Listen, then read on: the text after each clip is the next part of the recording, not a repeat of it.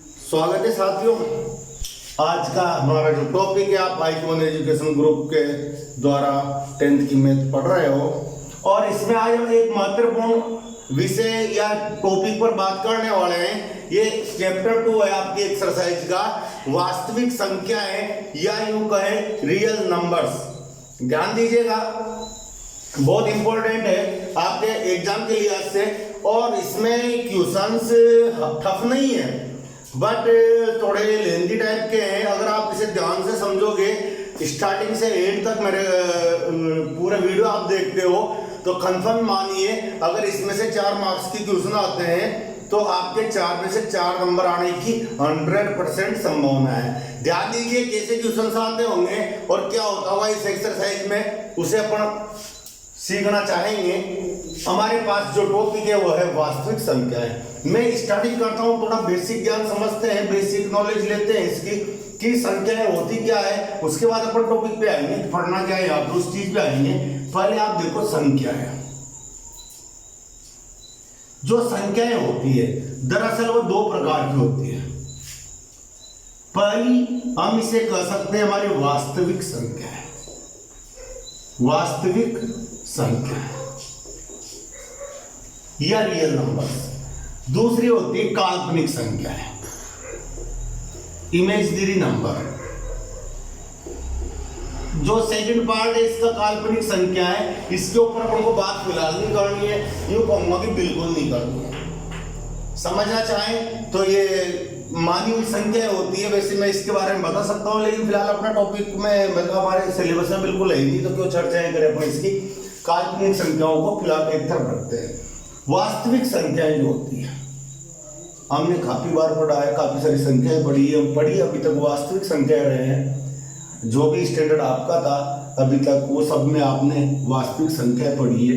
इसको भी अपन 2 भागों में डिवाइड कर देते हैं। एक भाग बोल देते हैं परिमेय संख्याएं और दूसरा पार्ट कर देते हैं अपन इसमें अपरिमेय संख्याएं। इनकी चर्चा अपन ने थोड़ी बहुत पहले भी की है और डिटेल में यहां और करने वाले हैं।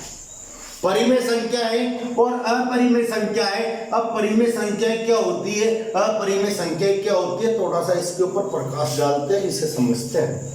देखो, सिंपल सी एक डेफिनेशन होती है परिमेय संख्याओं की कि वह संख्याएं जिन्हें P बटा Q के रूप में लिखा जा सके, जहां Q 0 के बराबर नहीं होना चाहिए और आपके P व Q क्या होने चाहिए, पूर्णांक होने चाहिए।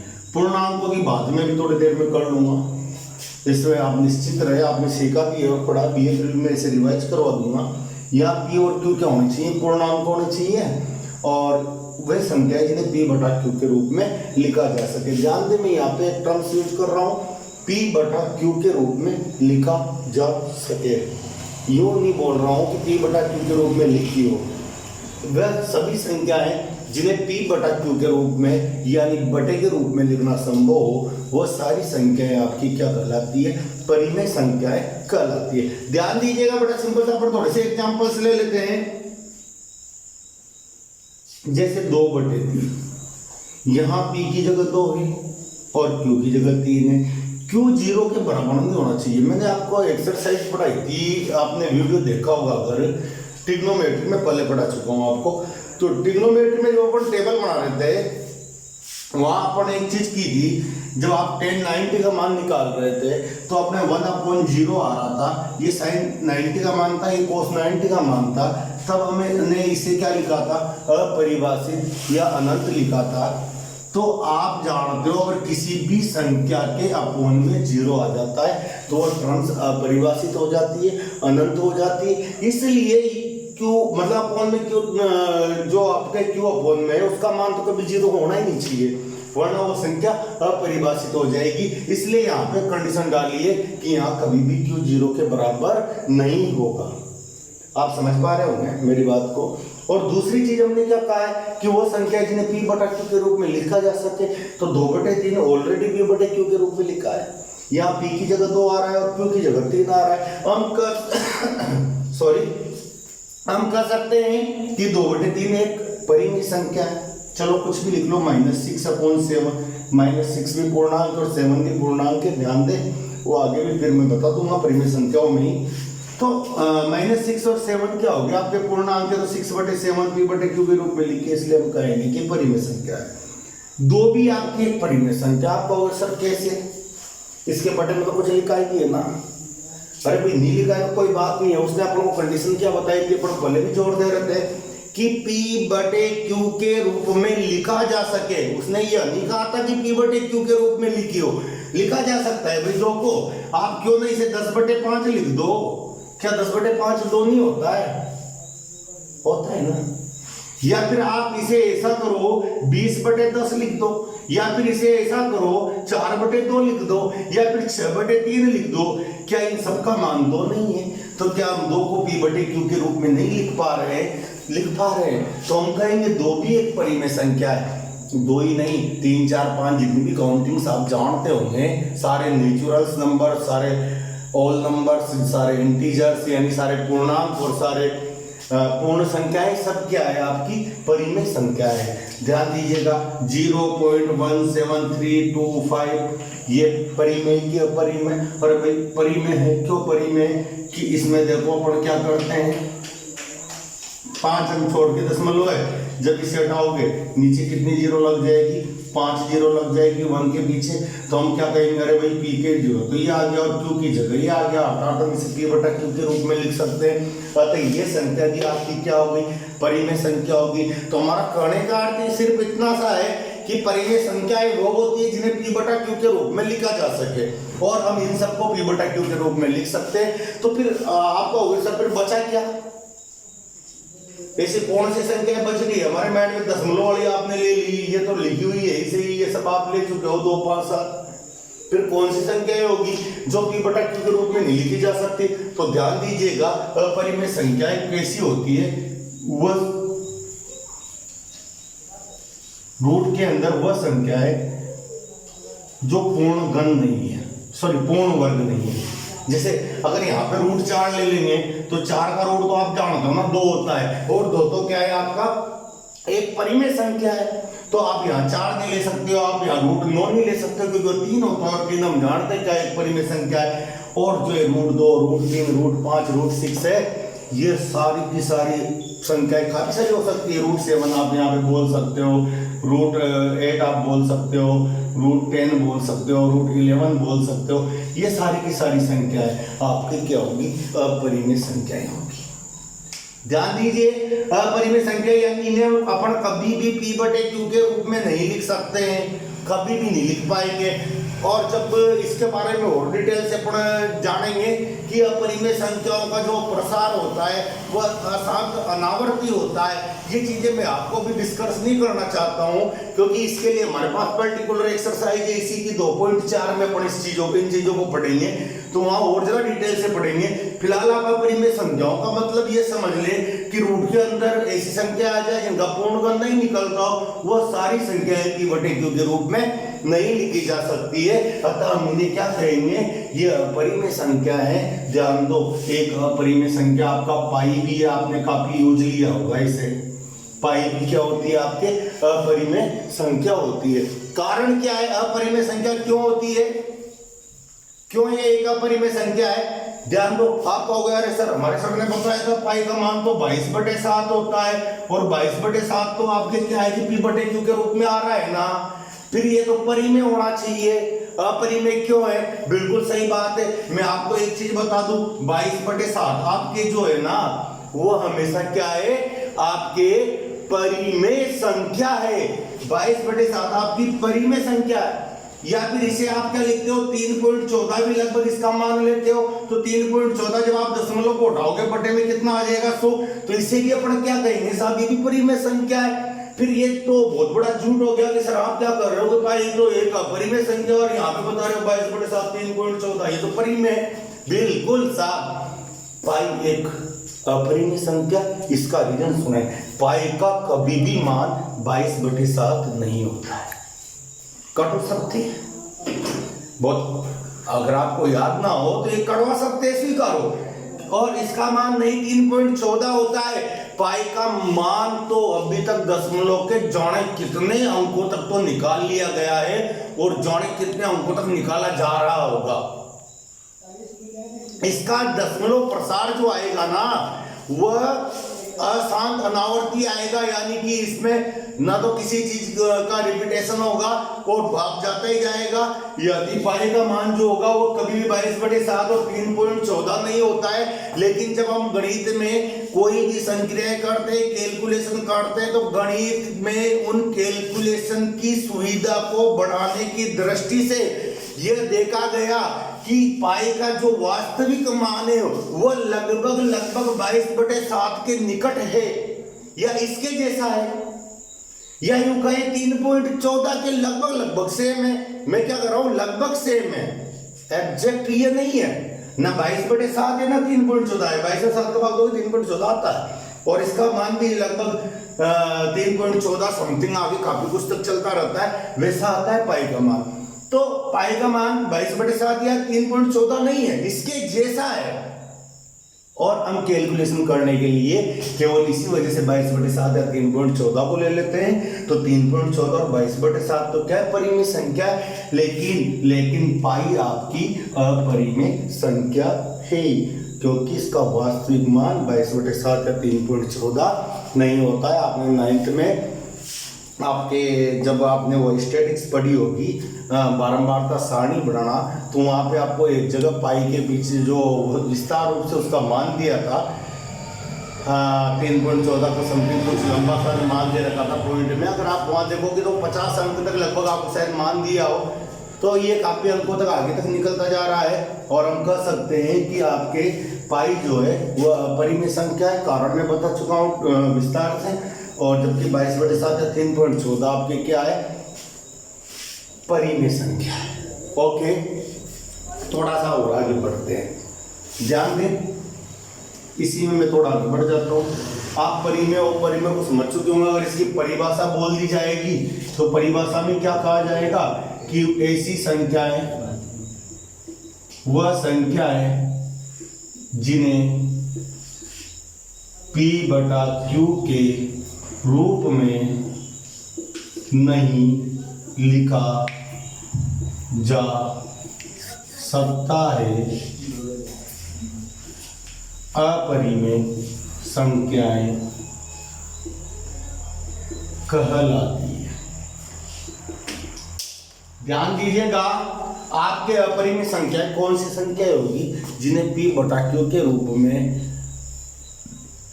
नहीं लिखा जा सकता है, वह सारी संख्याएं क्या होगी, अपरिमेय संख्याएं होगी।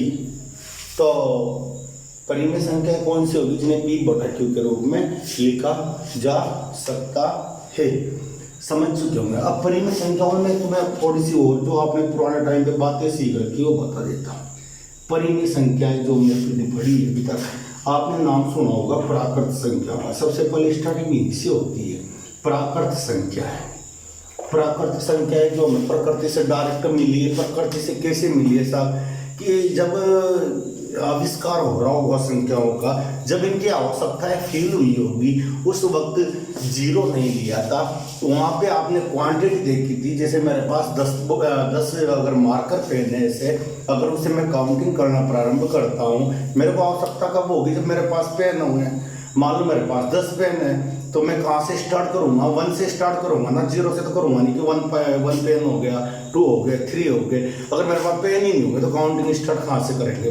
यानी प्रकृति है। फिर इसके पीछे एक स्टोरी भी है, अगर थोड़ा सा उसके ऊपर गौर फरमाए, जैसा कि मैंने सुना हुआ है कि एक बार क्या होता है, कहीं पे एक गडरिया होता है, उसके बाद काफ़ी सारे गार्डर्स वगैरह होती थी, सिप जिन्हें आप बोलते हो इंग्लिश में। तो वह जंगल जाता था उन्हें चराने, और शाम को जब वापस लौटता था, उसने धीरे धीरे देखा कि यार उसे फीलिंग आई, देखो संख्या है तो उस वक्त ही नहीं, तो काउंट तो कर नहीं सकता था कितने भेड़ हैं, तो उसे ऐसी फील हुआ कि मेरी भेड़ें दिनों दिन कम होती जा रही है। फिर वह जब जंगल गया तो उसे पता लगा वहाँ कंकाल वगैरह मिले उसे पेड़ों के उनके, तो उसे लगा यहाँ कोई भेड़िया वगैरह है जो इन्हें खा जाता है। तो कैसे पता लगे मेरे को मेरी भेड़ आज कम हुई है और मैं उसे जंगल से वापस ढूंढ के ले आऊँ। अगर कम हुई है। तो उसने क्या किया, एक बैग्स वगैरह लिया, बैग, उसमें जैसे वो एक बाड़ा नुमा होता है ना, इसका ऐसा कोई बाड़ा होगा जिसमें वो बेड़ को बांधता होगा, और गेट में बैठ गया थैला लेके। जैसे एक बेड़ बाहर निकले वो एक कंकड़ थैले में डाल लेता, दूसरी बेड़ को बाहर निकालता, कंकड़ डाल लेता। इस प्रकार मान लो उसके पास 100 बेड़े थी तो 100 कंकड़ इस थैले में डल जाते और सारी बेड़े बाहर निकल जाती। शाम को जब जंगल से आता तो ये थैला यहीं पे लटका जाता था कहीं भी, और इसी में से एक कंकड़ गिराता और एक बेड़ को अंदर ले लेता, दूसरा कंकड़ गिराता दूसरी बेड़ अंदर ले लेता। इस प्रकार तीसरा, चौथा, पांचवा, अगर उसके थैले में लास्ट में कोई कंकड़ बच जाता तो वो सोच लेता कि नहीं आज कोई बेड़ मेरी जंगल में छूट चुकी है, वो वापस जंगल जाता और उस बेड़ को ले आता। या उसने धीरे धीरे इसे विस्तृत किया और उसने कंकर्स को नाम देने लग गया काउंटिंग के रूप में, 1 कंकर्स, 2, 3, कुछ ऐसा। तो स्टार्टिंग कहाँ से की, 1 से। तो प्राकृत संख्या वहीं से स्टार्ट हुई और इनकी स्टार्टिंग क्या हुई, 1 से। 1, 2, 3 से स्टार्ट होती है और जहां तक भी आपको काउंटिंग आती है वो सारी संख्याएं नेचुरल नंबर कहलाती है या प्राकृतिक संख्याएं कहलाती है। दूसरी आई हमारे पूर्ण संख्या, ये सारी संख्याएं परिमेय संख्या ही भी पूर्ण संख्या है। देखो हमारे यहाँ 0 की खोज भारत में की, ऐसा कहा जाता है आर्यभट्ट जी के द्वारा। तो इनमें क्या किया, जब 0 की खोज हुई तो 0 को और शामिल कर लिया गया, तो 0, 1, 2, 3 ऐसे काउंटिंग होने लग गई। तो 0 को शामिल करते हुए इसे ये कहाँ तक जाएगी, प्लस इनफाइनाइट तक, यानी अनंत तक, जहां तक भी आपको काउंटिंग आती है वहां तक चली जाएगी। पूर्ण संख्या 0 से स्टार्ट होगी और कहां तक चली जाएगी, इनफाइनाइट तक। यानी पूर्ण संख्या स्टार्ट कहां से होती है, 0 से। प्राकृत संख्या स्टार्ट कहां से होती है, 1 से। पूर्ण और प्राकृत में एक माइन्यूट सा अंतर यही होता है कि इसमें 0 एक्स्ट्रा शामिल हो जाता है, कोई अंतर नहीं है। इन्हें क्या कर देते हैं, पूर्ण संख्या है। फिर आती है आपके पूर्णांक संख्या है, पूर्णांक संख्या। तो पूर्णांक संख्या क्या होगी, देखो ये तो है ही सही, 2, 3 इनफाइनाइट तक, अनंत तक। और इसमें माइनस वाली संख्याएं भी शामिल कर ली जाए, अगर जैसे पॉजिटिव 1, 2, 3 प्लस का है, फिर माइनस का 1, 2, 3 वगैरह, या भी कहां तक, माइनस अनंत तक, जहां तक भी आपको माइनस में काउंटिंग आती है वहां तक शामिल कर ली जाए। और ये कहां तक, लास्ट कहां तक जाएगा, प्लस तक जाएगा, प्लस अनंत तक जाएगा। तो ये सारी संख्याएं प्लस की हो या माइनस की हो पूरी होनी चाहिए। पूर्णांक का मतलब क्या होता है, पूरा अंक।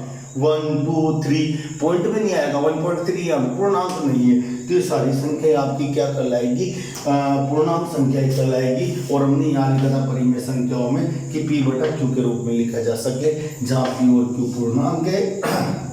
तो आपके इन पूर्णांकों में से नहीं, प्लस का 1, 2, 3, माइनस के 1, 2, 3 कुछ भी आ सकता है, P और Q की जगह, वो परिमेय संख्याएं कहलाएगी। और पूर्णांक आप समझ चुके होंगे, पूर्ण संख्याएं समझ चुके होंगे, इसी के साथ आपने प्राकृत संख्याएं समझ ली होगी। ध्यान दीजिएगा, इस प्रकार हमने क्या क्या पढ़ लिया, हमने वास्तविक संख्या, शुरू से देख लेते एक बार। संख्याएं 2 प्रकार की होती है, वास्तविक, काल्पनिक। वास्तविक संख्या 2 प्रकार की हमने लिखी, परिमेय और अपरिमेय। काल्पनिक की बात यहाँ करनी नहीं है। परिमेय संख्या P/Q के रूप में लिखी जा सकती है, Q ≠ 0 होना चाहिए, P और Q पूर्णांक होने चाहिए। तो एग्जाम्पल 2/3 - 6/7 5 7 10 12 15 20 जो भी आपको काउंटिंग आते हो, जो भी अंक आता हो सारे लिख दो। सारे शब्द क्या होते हैं, परिमेय होते हैं। अपरिमेय में वह रूट की वो संख्या जो पूर्ण वर्ग नहीं है, यानी जिसे 4 को, 6 को, 1 को, सॉरी 6 गलत बोल गया मैं, 1 को, 4 को, 9 को, 16 को, 25 को, 6 का स्क्वायर 36 होता है, 36 को, 7 का 49 होता है, उसे छोड़ दे तो सारी रूट के अंदर जो भी संख्याएं आएगी वो आपके अपरिमेय संख्या कहलाएगी। और पाई भी एक आपके अपरिमेय संख्या है, जिसका रीजन मैं दे चुका हूं। बढ़ते हैं थोड़ा सा और आगे। हम संख्याओं की बात कर रहे हैं, संख्याओं को 2 भागों में अपन और डिवाइड कर सकते हैं। एक संख्या हमारी होती है, आपने बचपन से पढ़ी है, सम संख्या है, और एक होती है विषम संख्या। थोड़ी सी नॉलेज ले लेते हैं, काम आएगी अपने, थोड़ा सा बेसिक इनका समझ लेते हैं। आप वैसे भी जानते हो 2, 4, 6, 8, 10, 12 ये सभी सब संख्या है, जबकि 1, 3, 5, 7 ये सब विषम संख्या है। कोई भी तरीका हो सकता है बताने का। एक तो आप विशेषता लिख सकते हो, वह संख्या है जिनमें 2 का भाग पूरी बार चला जाए, पूरी बार चला जाए, क्या कहलाती है? सम संख्याएं कहलाती है। या फिर यूं कह दो वे संख्याएं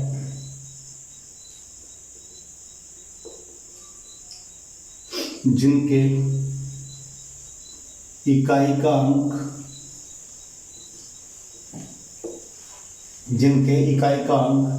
2, 4, 6, 8, 0 हो, वो सारी संख्याएं क्या कहलाती है? आपकी सम संख्याएं कहलाती है। विषम संख्याओं में क्या कहेंगे? जिनमें 2 का भाग पूरी बाहर नहीं जाता हो, 2 का भाग पूरी बाहर नहीं जाता हो, वह संख्याएं आपकी क्या कहलाएगी? विषम संख्याएं कहलाएगी। या फिर यहाँ यूं कह दें इकाई का अंक क्या होता है? इसमें इकाई अंक होता है यहाँ पे 1, 3, 5, 7, 9। ये सारे इकाई के अंक जिन संख्याओं में प्राप्त होते हैं वह सब क्या कहलाती है? आपकी विषम संख्याएं कहलाती है। और जिनमें इकाई का अंक 2, 4, 6, 8, 0 वगैरह आता है वो सारी संख्या आपकी सम संख्याएं कहलाती है। इन्हें अगर कहा जाए आपसे कभी कि मान लो आप कोई भी क्वेश्चन कर रहे हो, उसमें कहा जाए अपन को आवश्यकता पड़ जाए कि हम मान लें अपन कोई विषम संख्या माने, तो कैसे माने? ध्यान देना आप 1 मिनट। कोई भी संख्या हो, अगर उसे अपन ने 2 से गुणा कर दिया या 4 से गुणा कर दिया, या यूं कहूं सम संख्या को किसी भी सम या विषम संख्या से आप गुणा करोगे ना, तो हमेशा आपको एक सम संख्या ही प्राप्त होती है। समझना मैं जो समझाने जा रहा हूं, सम संख्या को किसी भी सम या विषम संख्या से मल्टीप्लाई करने पर हमेशा आपको एक सम संख्या प्राप्त होती है। ध्यान देना कैसे? जैसे मान लो 2 को मैं 3 से गुणा करूंगा, कितना आएगा? 6। सम है कि सम है। 2 को मैं 4 से गुणा करूंगा, कितना आएगा? 8। सम है। 2 को मैं 5 से गुणा करूंगा, 10, जो भी सम है। यानी कि किसी भी सम संख्या को हम किसी भी पूर्णांक से गुणा करें तो हमें क्या प्राप्त होगा? हमेशा एक सम संख्या ही प्राप्त होगी। तो अगर अपन को कभी मानना पड़े ना कि माना कि एक सम संख्या ये है, तो सम संख्या को क्या मानोगे? या तो आप 2x मान लो, या फिर आप 4x मान लो। x कोई भी पूर्णांक हो सकता है, समझ पा रहे होंगे। या फिर 6x मान लो। किसी भी सम संख्या से x को गुणा करके कर दो कोई आप, तो वो एक हमेशा सम संख्या ही आएगी। 2 से कर दिया, 4 से कर दिया, 6 से कर दिया, 8 से कर दिया, तो आप क्या कर सकते हो? किसी भी संख्या को आप अगर अपन ने 2 से मल्टीप्लाई किया है, 4 से किया है, किस सम संख्या से किया, तो सम संख्या ही होगी। तो अभी आगे काम आएगा, आपको ध्यान से इसे देख लेना चाहिए कि किसी भी संख्या को अगर हम किसी सम संख्या से गुणा करते हैं तो हमें क्या प्राप्त होती है? हमेशा एक सम संख्या ही प्राप्त होती है। अब ध्यान से देखिए, और हमारी काउंटिंग में हर एक सम संख्या के बाद विषम आता है। जैसे 6 के बाद में 7 आया, 6 सम था और 7 विषम है। फिर 8 के बाद 9 आया। तो यानी अगर मैं किसी भी इस वाली संख्या में, ये वाली मेरी सम है, ये सम है, ये सम है, इसमें अगर मैंने 1 जोड़ दिया तो ये कौन सी संख्या होगी? ये विषम संख्या होगी। अगर आप चाहो प्रैक्टिकल करना तो यहाँ तो आप देखो x का मान अगर आपने 2 रखा या 3 रखा तो 2 × 3 बराबर 6 हो गया इसका मान। इसमें x का मान आपने 4 रखा तो 2 × 4 बराबर आपके 8 हो गया। लेकिन इसमें x का मान अगर आप कितना रखोगे?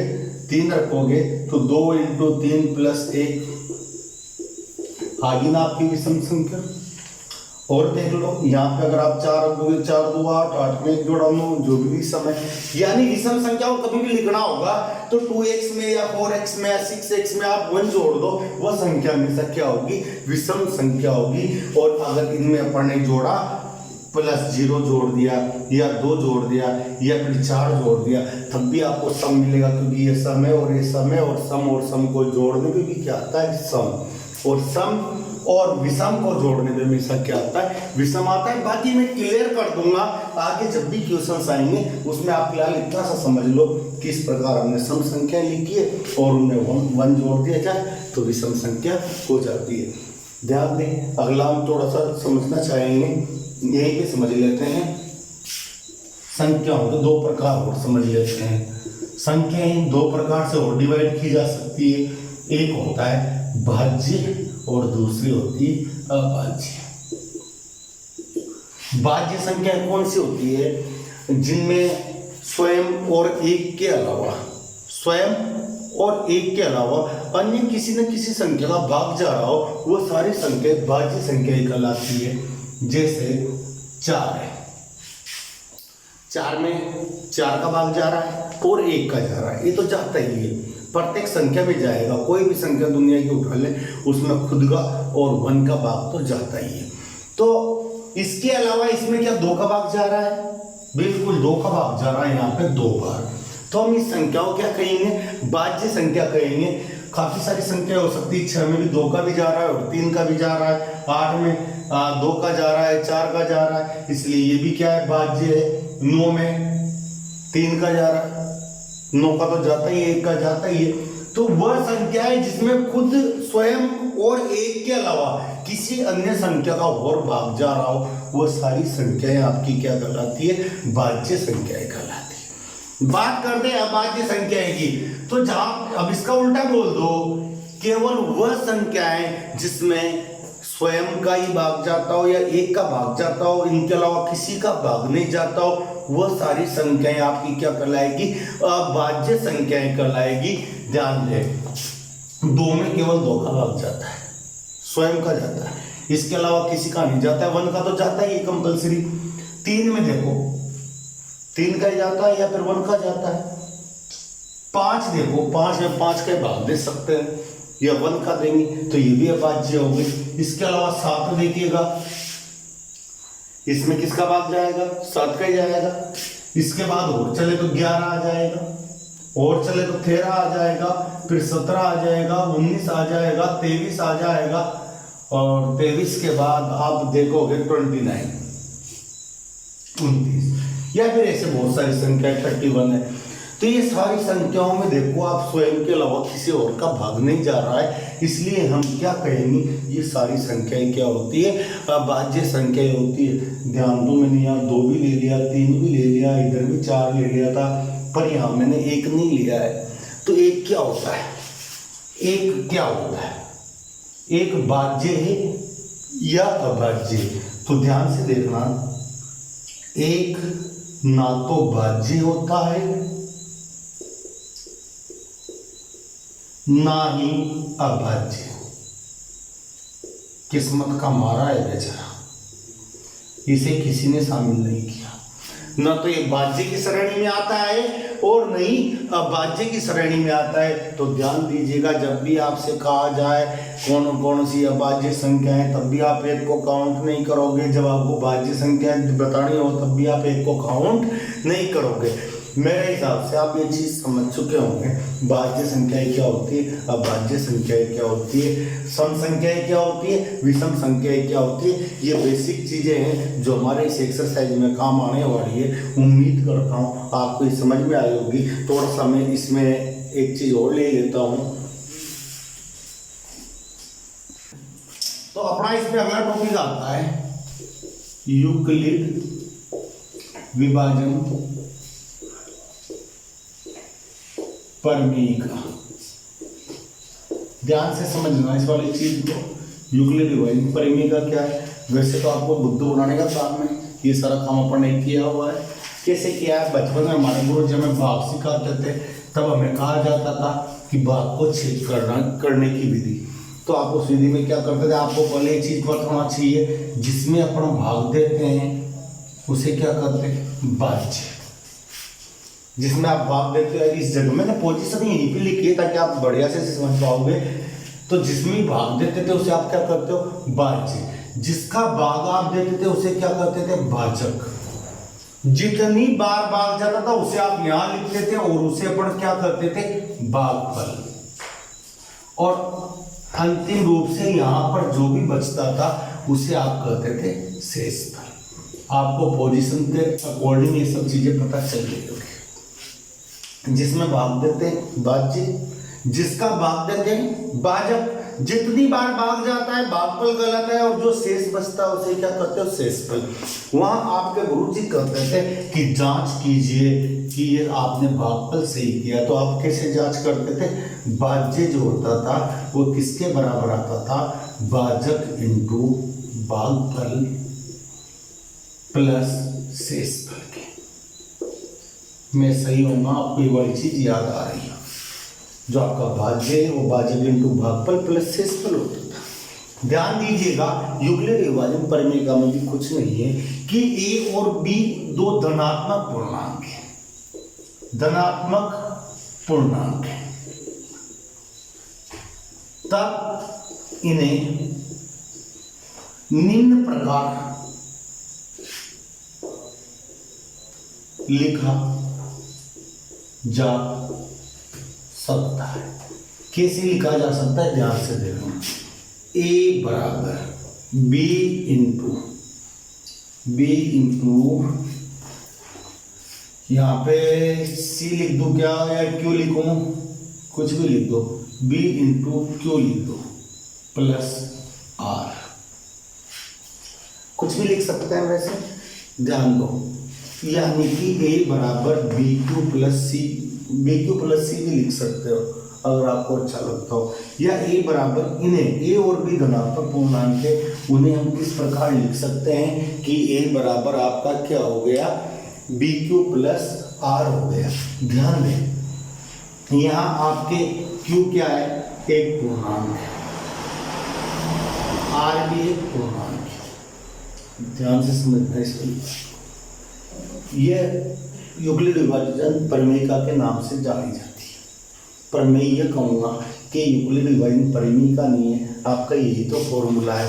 देखो ए क्या है आपका यहाँ पे, भाज्य है, उसमें किसका भाग दिया जा रहा है, बी का भाग दिया जा रहा है, और जितनी भी बार भाग जाएगा उसे मल्टीप्लाई हम यहाँ भी करते थे और यहाँ भी कर रहे हैं, और आर आपका क्या है, शेषफल है। जहाँ जहाँ ये जो आर होगा हमेशा 0 से बड़ा होगा या बराबर भी हो सकता है, लेकिन हमेशा इस वाले बी से छोटा ही होगा।